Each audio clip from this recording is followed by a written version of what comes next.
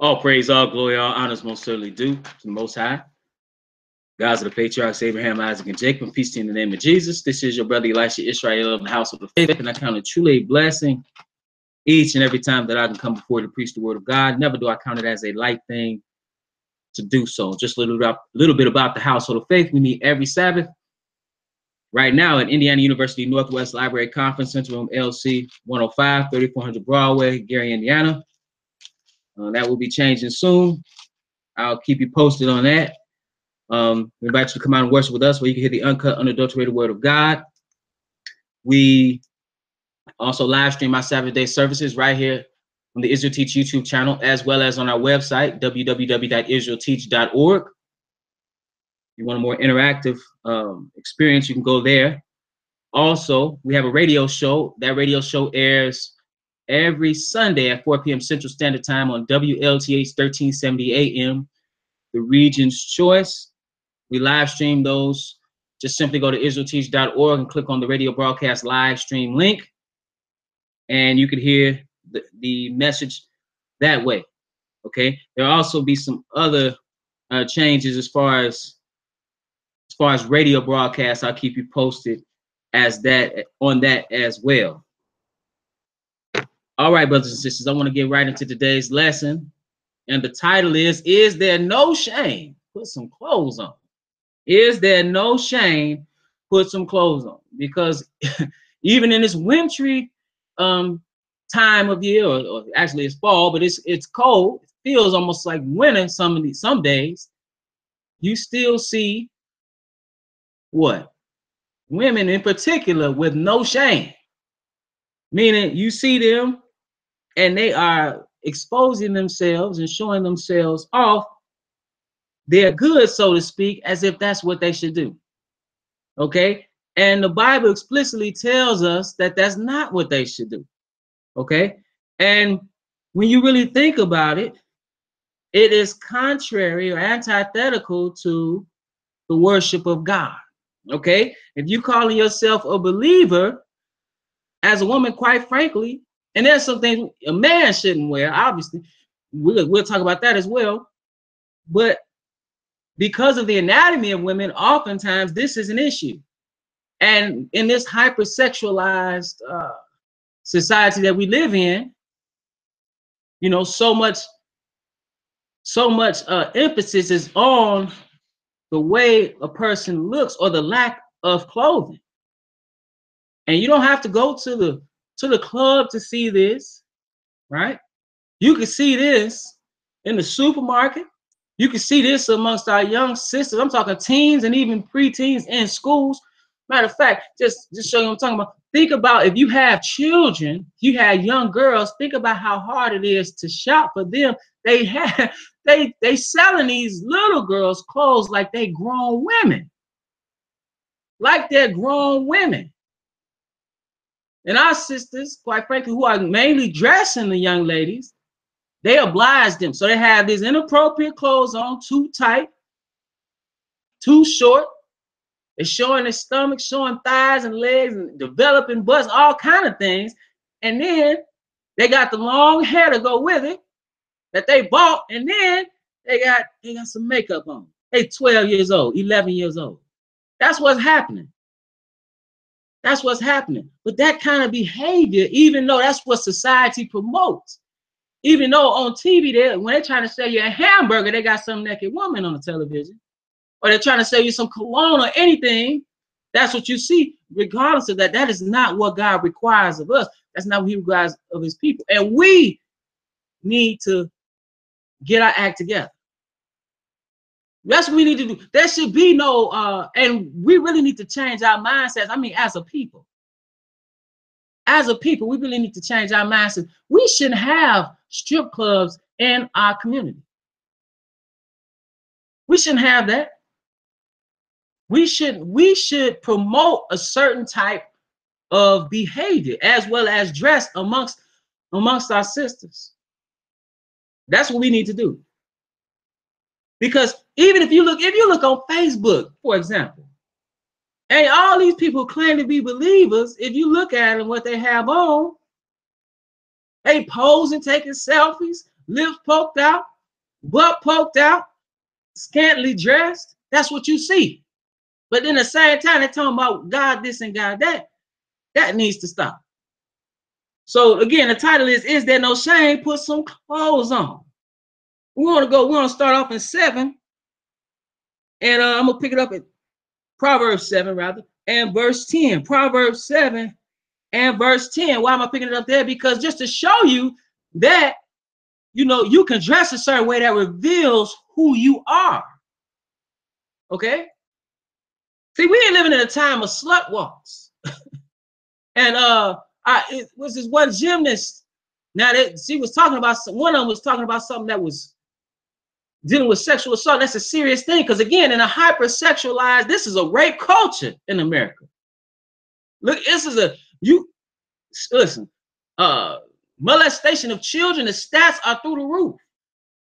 Okay, sexual assault through the roof. But you know, she sent out a tweet. Maybe it was on the news. That's why I saw it. She sent out a tweet talking about how, you know, about sexual assault, and then she started talking about how women, you know, just because you dressing sexy doesn't mean, you know, men can do it. And that's true. That is absolutely true. Just because of how you're dressed doesn't mean a man has any right to say anything to you, just any old crazy thing, or put his hands on you, or follow you somewhere, make you feel unsafe. A man does not have a right to do that. Please don't think I'm saying that. I'm not saying it in any way, shape, or form. Okay. But one of her teammates tweeted out, well, you know, it's women have the obligation to dress modestly. And she caught, you know what? And she had to backtrack up off of that. Now understand the context again. When you're talking about assault, yeah, right. But what she said, as far as modest apparel, is important, because your dress, regardless of what you think, in this feminist culture, because a lot of this is from feminism. Feminism, quite frankly, teaches, first of all, feminism is not for Black women. Black women have been deceived by feminism. Feminism is of white women. See, what Black women fail to realize is that we came on those boats together. Black men fail to realize that we came on them boats together and were oppressed by white men and white women in particular. But nevertheless, she said, you know, modesty. Because ultimately, you do need to dress a certain way in one sense, just from a practical sense, to protect yourself. Because you are in a hypersexual rape culture. That's America. That's America. So, you know, and your dress can in the minds of others invite that certain thing, because you are giving off a certain message through what you wear. I want to read this. This is Proverbs 7 and verse 10. And just one verse. It says, and behold, there met him a woman with the attire of an harlot and subtle of heart. What's the attire of a harlot? Attire is dress. Dress of an harlot. See, when that one, I won't even mention her name, had those, I think it's maybe I don't know the exact number, 3rd or 4th or 2nd, I don't know, slut, maybe it's the 2nd. Call it a slut walk. You wear an attire of a promiscuous woman. So in the mind of many, a man will see that. But let me make it clear. Righteous men see it and unrighteous men see it. And you know what? They both thinking the same thing to a degree. A righteous man will say, man, look at that. That is inappropriate. That's extremely sexual. That's inappropriate. An unrighteous man saying, man, that's extremely sexual. I need to get that. That's a thought. And that's what you're putting on. That kind of vibe. And you do not want to do that, just from a practical sense, in a rape culture / society in which sexual assault of women is rampant. You don't want to do that. And your dress, regardless of what anybody told you, your dress tells people something. That's just like if a man wears a police uniform, he's the police officer. A man walking around with a firefighter suit on, he's a firefighter. A man has a lab coat, maybe he works in a lab or is a doctor. That's your clothing tells us something about you. So it says, and there he says, there met him a woman with the attire of an harlot, with the dress of a prostitute. And you know what the bad thing is? A lot of sisters, even they call themselves in the truth, are wearing the attire or clothing of prostitutes and don't even realize it. That's how far gone we have traveled away from modesty and from decency in our society. And even again, because you see this everywhere. You see this everywhere. It's like, wait a minute, what do you have on? Why? Where are your clothes? Why is that? You shouldn't look at somebody and see panty lines. You should look at somebody and see thighs and creases in breasts. I'm serious. You shouldn't see that. You should not see that. Let's go to Genesis, the 38th chapter. Genesis, the 38th chapter. But again, have come so far away from that to where if you say that today, something is wrong with you. Why? Because there is absolutely no shame. There's no shame. I saw some brothers, this is a YouTube clip. I saw some brothers preaching on the street. And the brothers was telling, I think they was in down south somewhere. It was spring break. And so you already know, if you've been to college or you know anything about going to these, going on spring break, you go to Virginia Beach, you go somewhere, you go to Miami, you go somewhere, you see all kind of just scantily dressed. And they're out there preaching and say, you know, sister, you know, you shouldn't be wearing that. And she just starts, you know, she's shaking it. No shame. But when you think about what are you doing that for? See, that's the woman on the street, right? She going down there to fornicate. Men coming down there looking for her to fornicate with her. And the dress goes right along with their behavior, right? But you gotta ask yourself the question, wait a minute, you in the truth, you claim to believe why you got the same dress type of dress on. You may have a little bit more comfort, but it's still sexy or sexual. What kind of attire are you wearing? This is Genesis 38, and we're going to pick it up at verse 13. Genesis 38 and verse 13. Because here we have Tamar, we're going to see something about her and what she was wearing. So it says, and it was told Tamar, saying, behold, thy father-in-law goeth up to Timnath to shear his sheep. Now, father-in-law was Judah. Okay? And she put her widow's garments off from her. So wait a minute. She had some garments or some attire or clothing that shows she was a what? Shows she was a widow. Like I said, what you wear shows who you are. That's just like if you have a school uniform on, oh, you must be a student. That's just an example. That's not rocket science. But again, we've lost it. So it says she took off her widow's garment, and then it said from off her and covered her with a veil. So now she done put on a veil. Wait a minute, why? It said, and wrapped herself and sat in an open place, which is by the way to Timnath, for she saw that Shelah was grown and she was not given unto him to wife, because her husband had died and she was, the liberate law was supposed to be fulfilled, the duty of brothers. But nevertheless, listen to what it said when Judah saw her. Now, her face is covered. It said when Judah saw her, he thought her to be in harlot because she had covered her face. Right? So because they understood this is a shameful thing they dealing with, this is a decent thing, cover your face. You see what I'm saying? So you could have so her action as well as her covering of the face, and then they talked to each other, and he didn't know he was talking to his daughter-in-law. Nevertheless, he took her to be a harlot. Why? Because her behavior and her dress. He looked at her and thought that. Listen, I'm gonna tell you, sister, something. When a man looks at you, he's putting you in sexual categories. A man should look at you as, oh, this is a righteous woman. He shouldn't look at you like, oh, this is a piece of meat. Because that's how he's looking at you. And you are inviting that. And I'm not, this may seem harsh, but I'm just telling you what it is, because I'm telling you what I'm seeing. Let's go to 1 Corinthians 12. Certain parts of your body need to be covered up. And it just so happens because of the anatomy of men and women, this particular thing falls more so on women.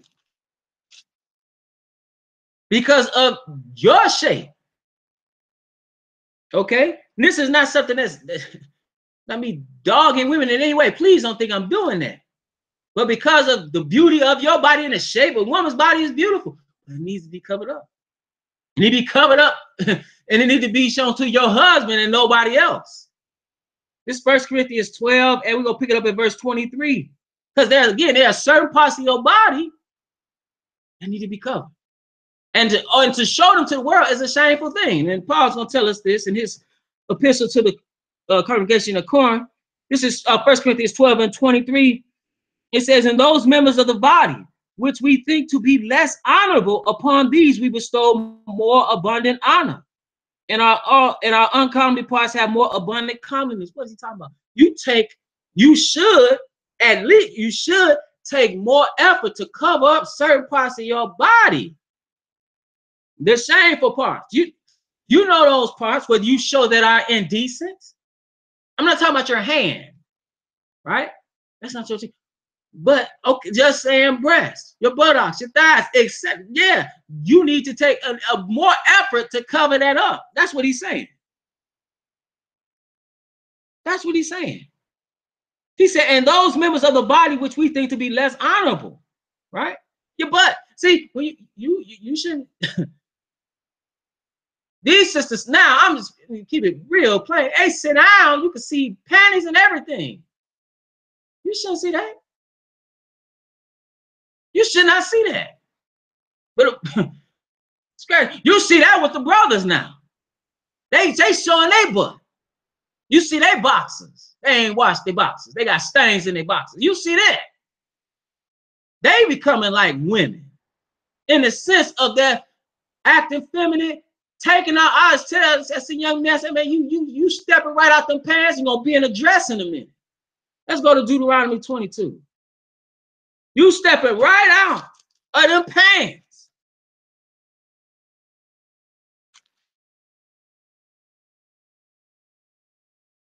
And you're gonna be in a dress in a minute. See, your dress, he's real particular about what you're supposed to wear. Real particular. Now, I tell you, one young man told me a story. He said, when he was in school, one of his friends, he was sagging, showing his butt. Right? It's a shame to show your butt. You see that with the men that came to David. They had to have the beard shaved. They showed their buttocks. They said, man, that's shameful. But nevertheless, he was sagging, walking in the hallway. He said, man, it was this huge. He didn't call him. I'm calling him. He said he was homosexual. He was a sodomite. He was a student, but this dude said he probably about 6'6" and built like a professional football player. But he was a sodomite. He wore something on his head. I don't know. He said like a wig or some weave. I don't know. But he said that, man, he grabbed the boy that was sagging by the arm, asked him, "You available?" He said, "What?" He said, "Man, you available?" What is he talking about? He mean available. You dealing in homosexuality. He said, "No." He said, "Well, pull your pants up." You know what he did? He pulled them pants up. Because what was the message by what he was wearing? The message was, oh, you available. That's that. Some say they come out of that prison culture. You were sagging, and what that meant you were available. in that way. See, your dress puts out a certain message. Whether you want to acknowledge it or not, it's telling them, it's giving a message to everybody who sees you. Everybody. Let's go to Deuteronomy 22, and we're going to pick it up at verse 5, because he's real specific.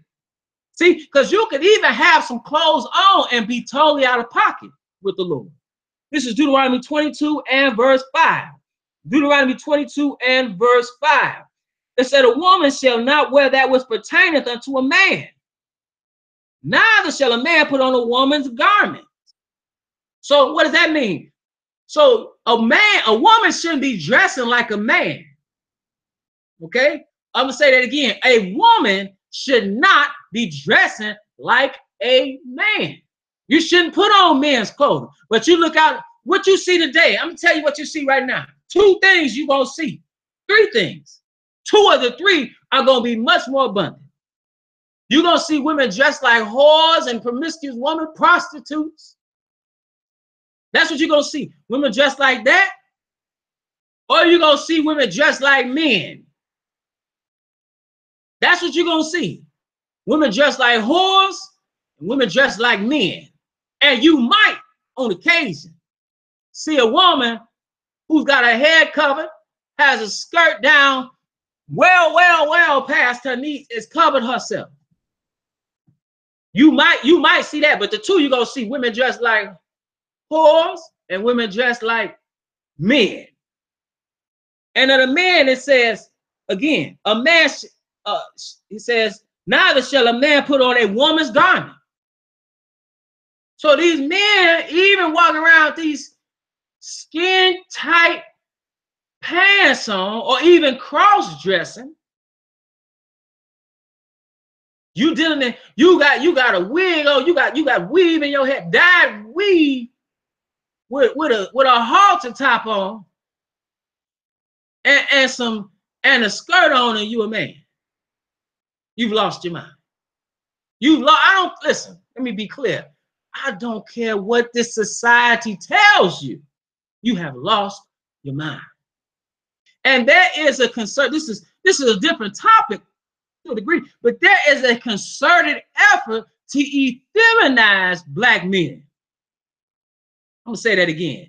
There is a concerted effort to effeminize, emasculate, even sodomize black men. Why? Because when it's all said and done, it is the man that is the threat. I'm gonna say that again. Black men, by our mere existence, we are a threat to white supremacy and to white people. Why? Because we have the dominant genes. And this threat, this fear of even genetic annihilation is understood by whites on a subconscious level and white supremacists on a conscious level, because they understand that, again, if you truly had integration, these men have the capability of wiping white people off the map, off the face of the earth. This is why in lynchings, what was the reason for lynchings? The miscegenation, whether that was rape or not, that was always the cause. And then what would they do? They would castrate the men. What would they do in slavery? They castrated a lot of men in slavery. See, they don't really talk about that. They castrated a lot of men. They sodomized a lot of men in slavery. They don't talk about that. So, a part of that sexual oppression and exploitation of women, you had breeding farms where they bred us like cattle. But you know what else you had? You had men that were violated in front of people. You had men were emasculated in front of they. See, you can't be a man and a slave. See, one thing about us, which is crazy, but see, we've been brainwashed. Men need to be trying to be men at all costs. Be a man at all costs. We have been deprived from our manhood while in slavery. Be a man. Be a man. That's what we need to be. You dressing like some woman. You are no threat. What are you threat? Because it's men, it's warriors that fight wars. It's men that protect communities. See, if you have true men in these communities where these boys are killing each other, because real men take care of their kids. Listen, now my son's not going out doing that. They better fear me more than fear anybody else. They better do what I tell them to do. You a father. If you're a true father, I understand you're gonna have one. You know, it don't matter what you do, what you say, but you got a generation of kids. They like their mama, and that is not what you're supposed to be. I know this is a whole different thing. But I'm here right now. So you got all these boys. See, manhood. Understand, you are not born a man, and you can grow up biologically, and you could produce life, right? After the stage of puberty, that does not make you a man. Manhood is imposed upon boys. They have to become men, and manhood comes with certain duties, responsibilities, even your outlook. And men have become effeminized. They become women in the way that they think, become a bunch of simps, bunch of males. And there's a concerted effort to do that. Feminism does that. It wants you to become, because even when you look at again, because feminism, if you look at feminism, you have to ask yourself the question: what have black men deprived black women of? See, that's a beef that white women got with their white man. But they have been the benefactors of slavery, of Jim Crow, of the oppression of our people. They were right there living in that house, sipping tea, while black women were being assaulted in the shacks by their husbands, while black women were being bred like beasts of burden, while their women were picking just as much cotton as men. They in there sipping tea and having tea parties. And then demanding that your children be sold because it's an embarrassment. They ain't ashamed because their husband and got you pregnant through rape. But see, now I tell you, you got to be free. And one thing, this free so-called freedom is one thing that goes along with that, promiscuity. It's no longer, see, because this dress goes right along with a certain behavior. The dress goes right along with a sexual behavior. And today, the message is there's no shame in even that. It used to be back in the day, you were in the school, you got pregnant as a teen, you couldn't be in that school. Now they giving you condoms in the school. Now they teaching. I saw in the New York library, library, I saw an article, and I was fact checking, right, and see whether this was true. Because the man, they said this Satanist homosexual cross-dressing man is reading to the kids. I said, wait a minute. I said, I don't believe. So I fact checked it. And it turned out, well, the article said, this is false.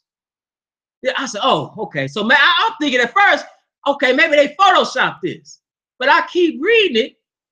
And what does it say? It said, oh, the man is not a Satanist. They say that because of some kind of hat he had don't look like horns. But he is a cross-dresser. So now you got a transvestite, cross-dressing transvestite, reading to, I'm talking little kids, these kids 5, 6 years old. You've lost your mind. But it says a woman shall not wear that which pertaineth unto a man, neither shall a man put on a woman's garment, but that's certainly what he had on. And he was dressed as an indecent woman. It's already, you already dressed like a man, so they know, you totally, because the Bible say, for all that do so are abomination unto the Lord thy God. Regardless of what people tell you, let me make it clear, regardless of what people tell you, regardless of what people think I'm saying is politically incorrect, I don't care. Why? Because what the Bible said. He said you're an abomination. But he dressed, you know what he dressed like? He dressed like an indecent woman. He a man dressed like a harlot. Not just a woman, but a woman of the night. Let's go to 1 Peter. How should a woman be clothed? This is 1 Peter. A man need to be a man. But let's see, how should a woman be clothed? This is 1 Peter 3, and we're going to pick it up at verse 1. 1 Peter 3 and verse 1. 1 Peter 3 and verse 1 reads, likewise, ye wives, be in subjection to your own husbands. Okay, so what's a woman supposed to do? Be in subjection into her husband.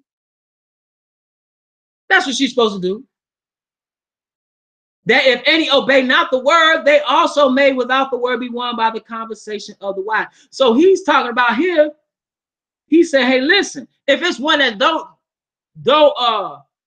deal in the word, but he's married to a woman that's in the word, it said he might be won through the conversation or your conduct or your behavior of the wife.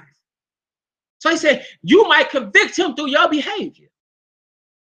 Verse 2, while they behold your chaste conversation coupled with fear. So you fear who? You fear God, and you have a certain manner of life that is holy.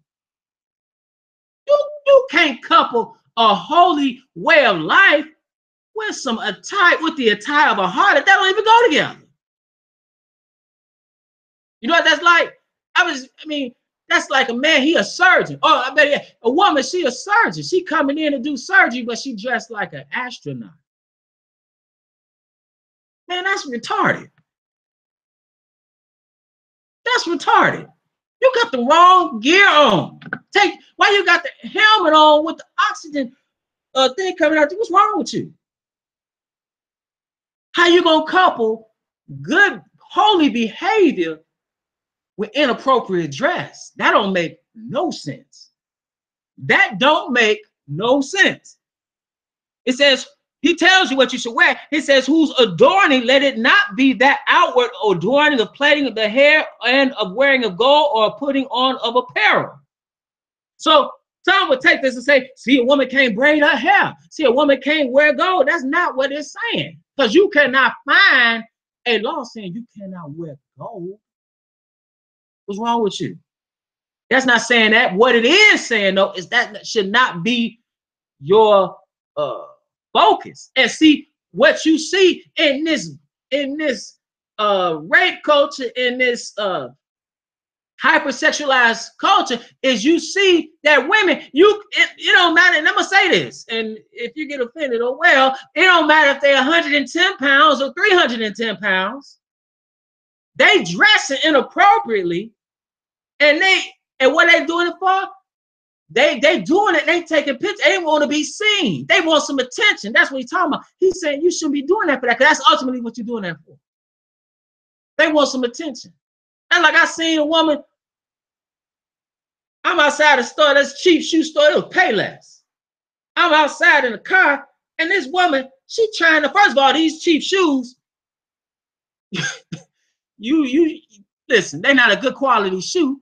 Second of all, this woman, this woman was a large woman.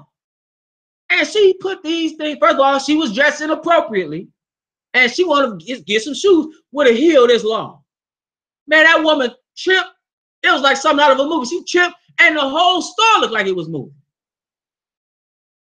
And you know what she did? She took that shoe right off, put it back on the display. So why are you doing all that, though? Because you want to be seen. You ain't worried about being seen by God, because if you were worried about seen by God, you'd have a different type of attire.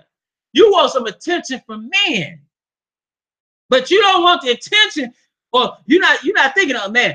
A man should be looking at her like, man, she got a good spirit. This is a wise woman. No, you want the attention from a man, and you wearing certain things to get that attention, or to outdress other sisters. I'm gonna look better than her. That's vain. That's vain. And then you want to justify what you're doing. He says, whose adorning, let it not be that outward adorning of plaiting of hair and of wearing of gold or putting on of apparel, but let it be the hidden man of the heart, in that which is not corruptible, even the ornament of a meek and quiet spirit, which is in the sight of God of good price. That's how you should be. But a lot of people don't want to be like that. But this is what the Bible's telling you should be adorned with, a meek and humble spirit. And you ought to attract whatever you deserve, for the most part. You attract you out there dressed like you coming from off a pole, and then you at the same time you want a brother that's gonna do right. You want a righteous man. That don't go together. Forget the man. Think about how God's looking at you first. It says, for after this manner in the old time, the holy women also who trusted in God adorn themselves, being in subjection unto their own husband. That's a whole nother lesson, which you don't see. Which you don't. Well, I'm gonna listen to you. Because God said listen to him. That's why. I'm not listening to you. See, that go right along with the culture we in. Right along with the culture we in. Everything is out of order. Everything is out of order. Everything is upside down. We got men talking about they want to be house husbands. When at the end of the day, you know doggone well that you ain't gonna respect no man like that. You know that. Women don't respect that. Regardless of what's said, they don't respect that. For the most part. For the most part. But again, men are not being men. Men are not being men. So they'll live off a woman. I ain't talking about a brother that's been working and got laid off and fall on a hard time. I'm talking about that Negro that's living off his woman. Let's go to 1 Timothy 2. Let's see what the woman should be dressed in or adorned. And this is 1 Timothy 2 and verse 8. It reads, I will therefore that men pray everywhere, lifting up holy hands without wrath and doubting. He said, in like manner also that women adorn themselves, or Paul says that women adorn themselves. He's not going to say in Daisy Dukes and mini skirts and these leggings and with halter tops. He's not going to say that. He says, in like manner also that women adorn themselves in modest apparel, with shamefacedness. That means godly fear and sobriety, not with broidered hair, that's braided, or gold, or pearls, or costly array. See, again, if you, first of all, I'm gonna tell you that attention-seeking type of dress, where you want somebody to look at your shirt, and you be like, man, you hear so much. I'm not wearing that for that. I want to be comfortable. The stuff you're wearing not even comfortable. How's comfortable you always putting on your shirt, your dress? How's comfortable when your butt crack is out? That ain't comfortable. Because you ain't covered. And give me a break. You know, well, I want to wear when it's hot. You see this dress, man, even in the winter. It's snow on the ground. It's 30 degrees below zero. But hey, I don't got nothing to do with Friday night while you defiling the Sabbath. He said, like manner also that women adorn themselves in modest apparel with shamefacedness and sobriety. You need to have some modest apparel. Some modest apparel. And who should teach the women to have modest apparel? It's only fitting. Let's see here. Who should teach them? Let's see. This is Titus. Titus 2. And we're going to pick it up at verse 3. Titus 2 and verse 3 said, the aged women likewise, that they be in good behavior, as becoming holiness, not false accusers, not given to much wine, teachers of good things. So the women that have a little age on them, that should have some wisdom, it said they should teach. It says so they need to act a certain way. He talked about the men earlier, but listen to what they should teach these women. It says that they may teach the young women to be sober, to love their husbands, to love their children. It said, so that's what you need to do. It said to be discreet, chaste, keepers at home, good, obedient to their own husband, with the word of God be not blasphemed. See, that's what you need to teach. To be discreet, chaste. See how you chaste and you lack discretion with your dress. That don't even go together. That does not go together at all.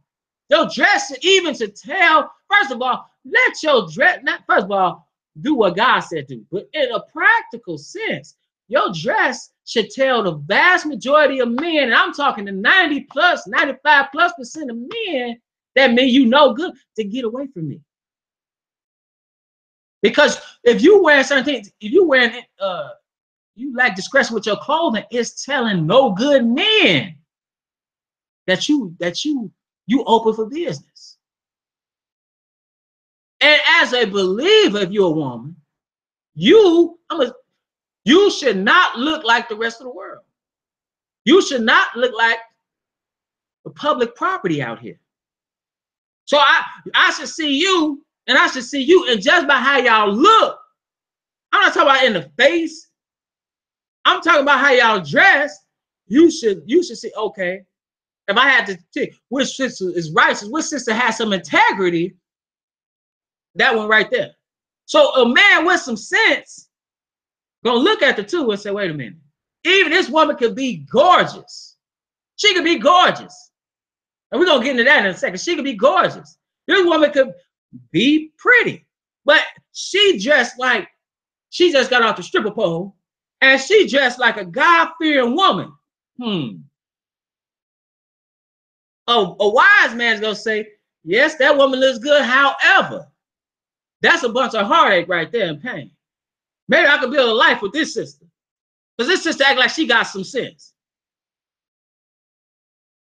And then you can see the true beauty in a person, because ultimately, when it's all said and done, beauty is vain. The outward appearance. Oh man, she got a shapely figure now. And she had a baby, now she's 400 pounds. Okay, so that shapely figure is gone. That's what you're in love with, it's gonna go. Things gonna get to sagging. The crow's feet gonna come here. The varicose veins gonna come in the back of the leg. And what she put her stock in is not gonna be worth anything because she didn't put the stock in here. You see? See, your character, your wisdom, your intelligence, that's what the value is. Let's go here. Let's go to Proverbs. But see, we've lost that. And as men, we need, as godly men, that's what we need to be looking for. That's what we need to promote. Because Proverbs 31. Proverbs 21 and 31, excuse me, Proverbs 31 and verse, I want to read this about a virtuous woman. It says, who can find a virtuous woman, for her price is far above rubies. So a virtuous, let's just look up virtue. Sometimes you hear these school words in the Bible, you keep reading, people like, okay.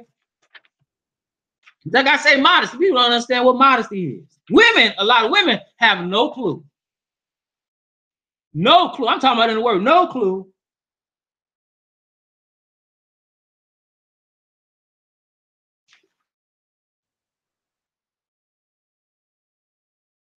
Let's look at this. I'm gonna look at the word virtue. Okay, virtue, a quality held to be of great moral value. So a woman who has high moral standards, hard to find. And you know what? When I say that, I know I'm saying that, and people don't understand what I'm saying. I'm gonna put this real bluntly for you. Okay, a woman got 2-3 kids with no husband. It's not a virtuous woman. I'm gonna put it another way. A woman who's sleeping around with somebody that's not her husband, it's not a virtuous woman. A woman was made for one man. Your anatomy tells you that. Your anatomy tells you that. That's not, if you're dealing with a man that's not your husband, that's not virtue.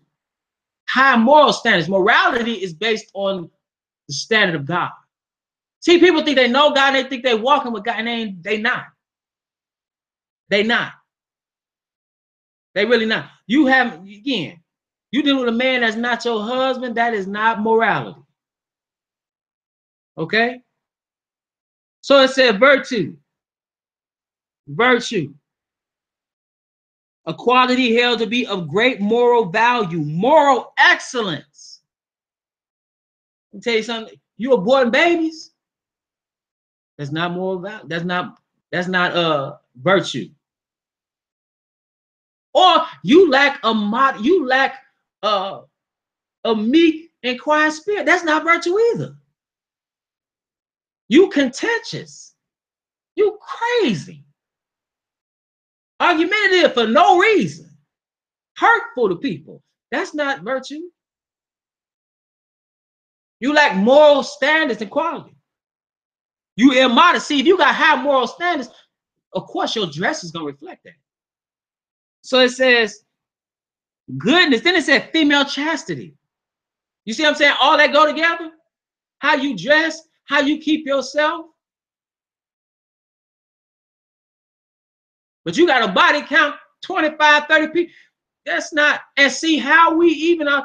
And I know this is going beyond what this lesson was supposed to be about, but I'm just speaking. So if you got to go to sleep, oh well, you do that, but I'm going to keep talking. You think about it. How we set up in this culture, in this Western culture, you dealing with dating. You set your children up for failure. You got them dating at 15, 16 years old. They having sex, 16, 17 years old. They go to college, they really act a fool. They dealing with all kind of stuff in college you don't know about. You just at home sending the money when they call. And they in some frat house, getting drunk, getting turned out. That's what's happening. I'm just keeping it real. That's what's happening. Living with some Negro, just having illicit sex. That's what they're doing. That's what they're doing. And so they do that from 18 to 22. They move back home. Then they look back, they're 25, still not married. And you look back from 25 to about 15 years old, 10-year span. You have about anywhere from 5 to 15 to 20 people that as a woman that's didn't lay with you. And that's not virtue. See, you need to go back to the old school where you courting for marriage. Not a good time. Because you know, and again, the anatomy of a woman tells you when that hymen is broken, that means that seal is broken. That's for one man, supposed to be. Like I said, that's what you need to be looking for. So when it says here, who can find a virtuous woman? That was here. Yes, they not anywhere today. They not anywhere today. And see, you see this even in so-called truth. A man can tell a woman anything. And she ain't got no good relationship with God. So she fall for anything. Being passed around. Again, public property, but you're supposed to be in the word.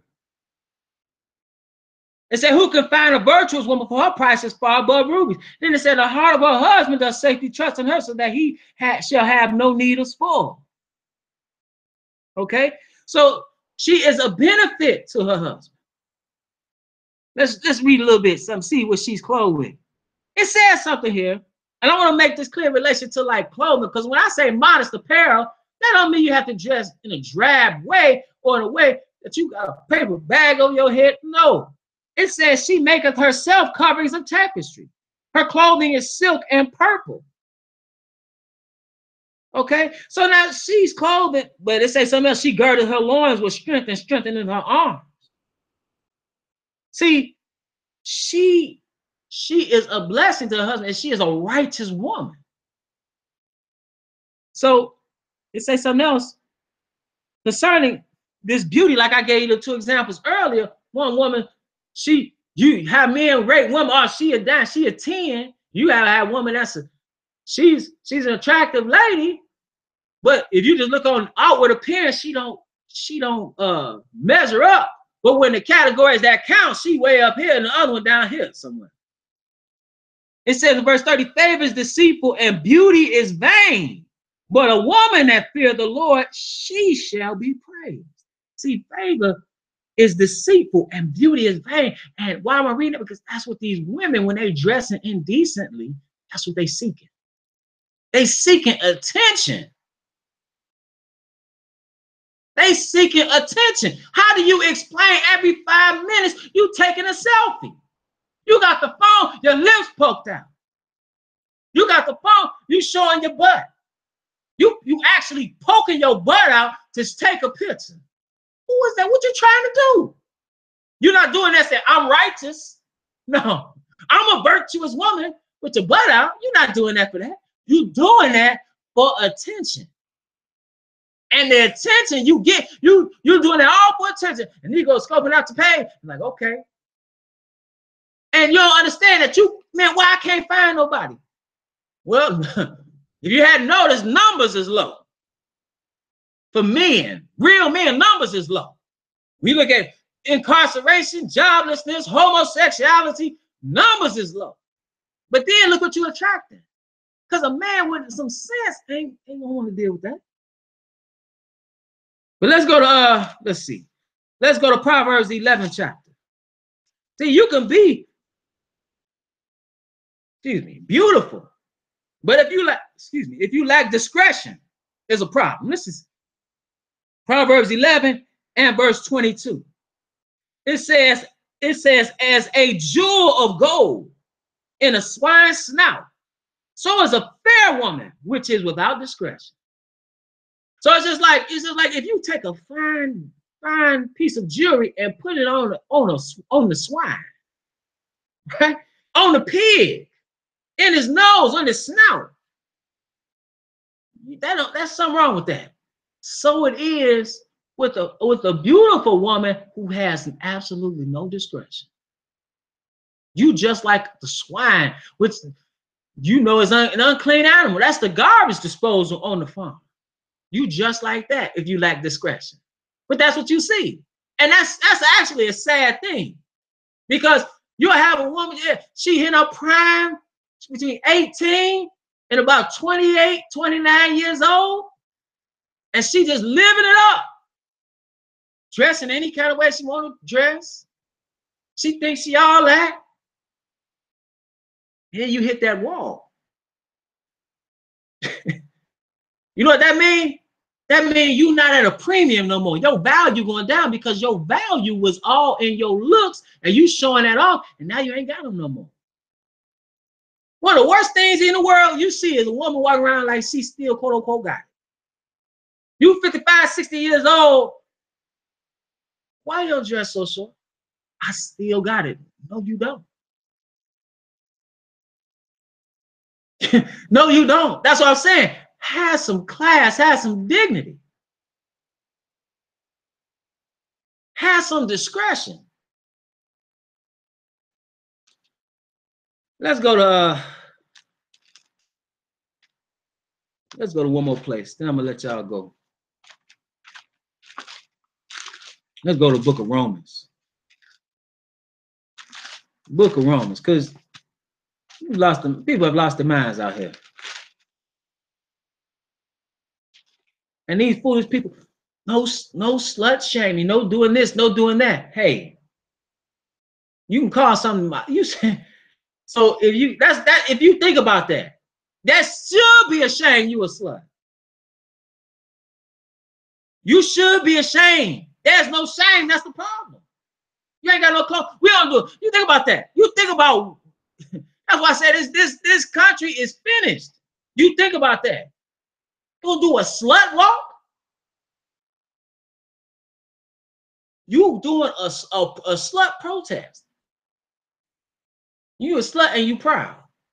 No discretion and you proud. That is totally contrary to what God wants you to do. And if you in the word, you should understand this. And if I threw a bunch of rocks, I mean, I'm throwing rocks, I guess, because I'm listening, I'm talking, this is what's on my heart to say. I'm like, man, some people might get offended. I'm gonna tell you this: if you a woman and you offended at what I'm saying, you need to check yourself.